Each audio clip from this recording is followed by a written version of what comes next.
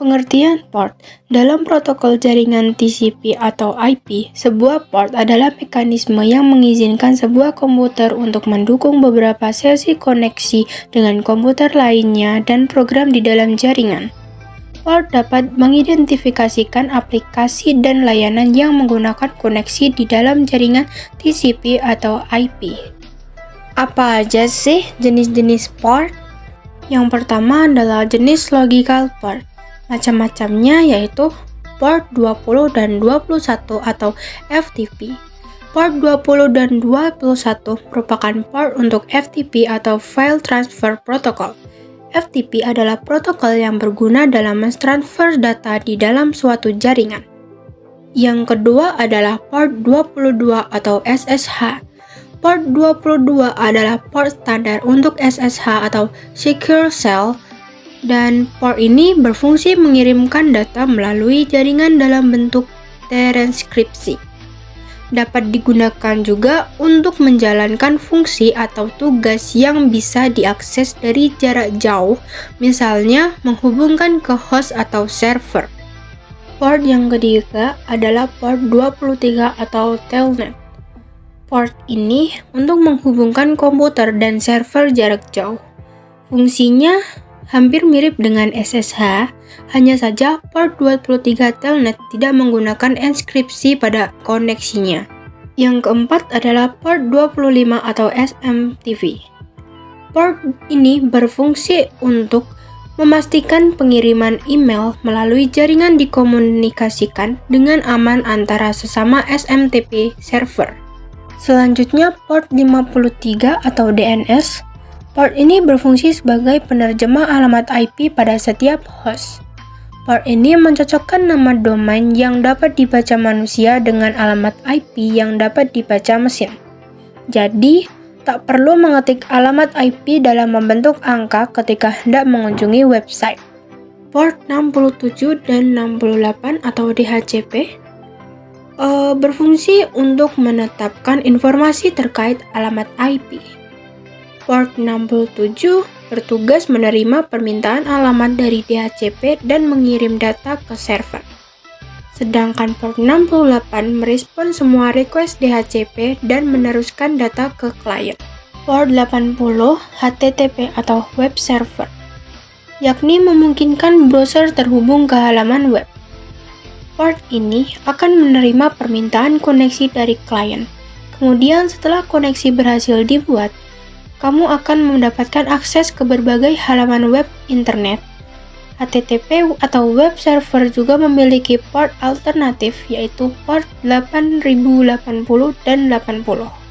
Port 443 atau HTTPS hampir mirip dengan port 80. Port ini berguna untuk menghubungkan klien ke internet. Namun dengan fitur keamanan tambahan yang tidak dimiliki port HTTP 80, port 443 menginskripsi paket jaringan sebelum mentransfernya. Port 143 atau IMAP adalah protokol untuk mengakses email dari server. Bisa mengakses dan mengunduh email asalkan terhubung dengan server. Port ini memastikan data tetap aman saat proses koneksi berlangsung. Port 8080 dan 3128 atau proxy. Port ini tidak hanya digunakan bagi HTTP, tapi juga bagi proxy, karena masih berjalan pada satu layanan yang sama. Port alternatif lain untuk proxy adalah port 3128. Jenis port yang kedua adalah jenis physical port. Nah, macam-macamnya yaitu serial port. Serial port ini berfungsi untuk mentransmisikan data jarak jauh secara lambat. Sesuai namanya, serial port bekerja secara seri. Jadi, port ini tidak dapat melakukan pemindahan data sekaligus. Penggunaan port serial sudah banyak ditinggalkan dan telah digantikan dengan port USB dan firewall.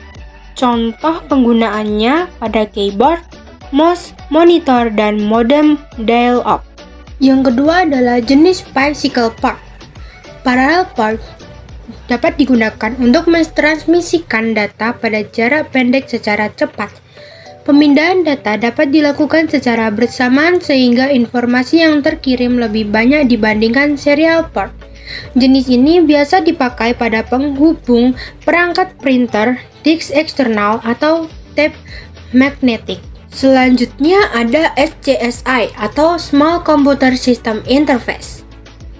Port ini berguna untuk mentransmisikan data secara cepat, bahkan bisa dipakai untuk menghubungkan 7 alat sekaligus atau disebut dengan daisy chain.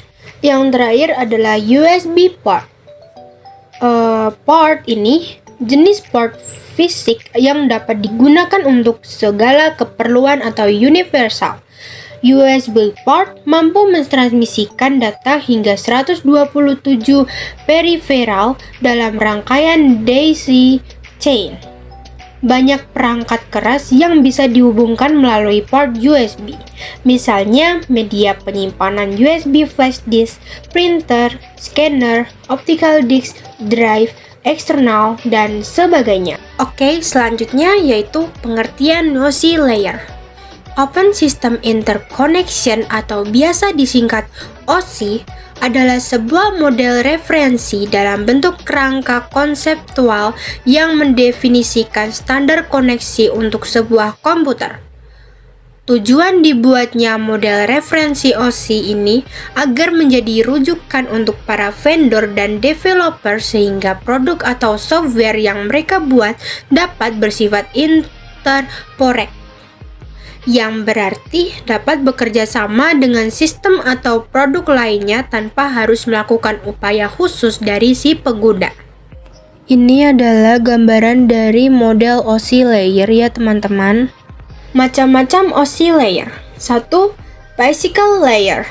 Lapisan pertama pada OSI adalah physical layer, yaitu lapisan yang bertanggung jawab mentransmisikan data dalam bentuk bit stream.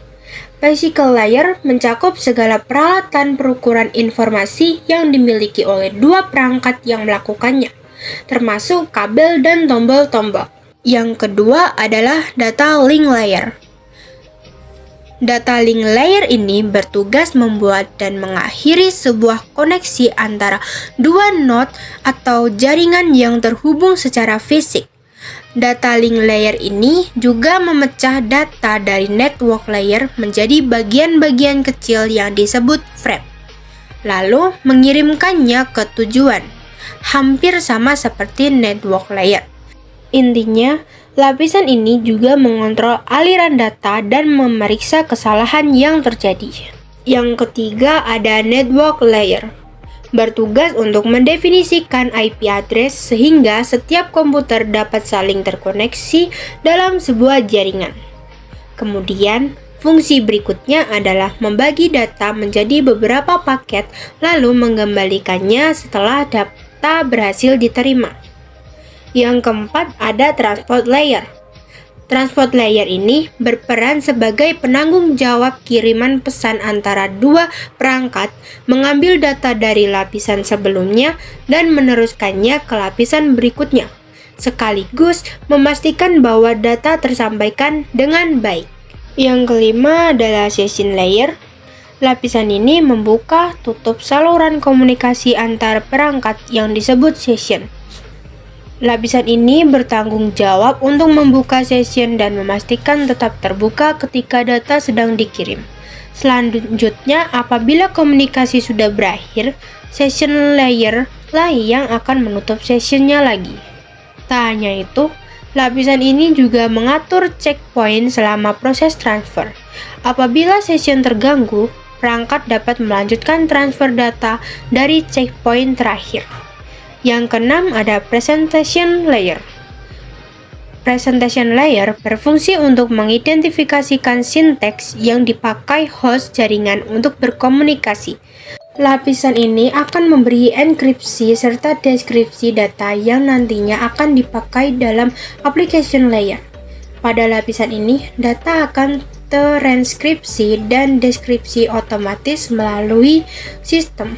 Beberapa protokol di lapisan ini seperti MIME, TLS, SSL, dan lainnya. Yang terakhir adalah application layer. Pada layer paling atas terdapat application layer. Di lapisan ini terjadinya interaksi pengguna dengan aplikasi yang menggunakan fungsionalitas jaringan. Beberapa contoh protokol yang ada di layer ini seperti HTTP, SMTP, dan protokol lain.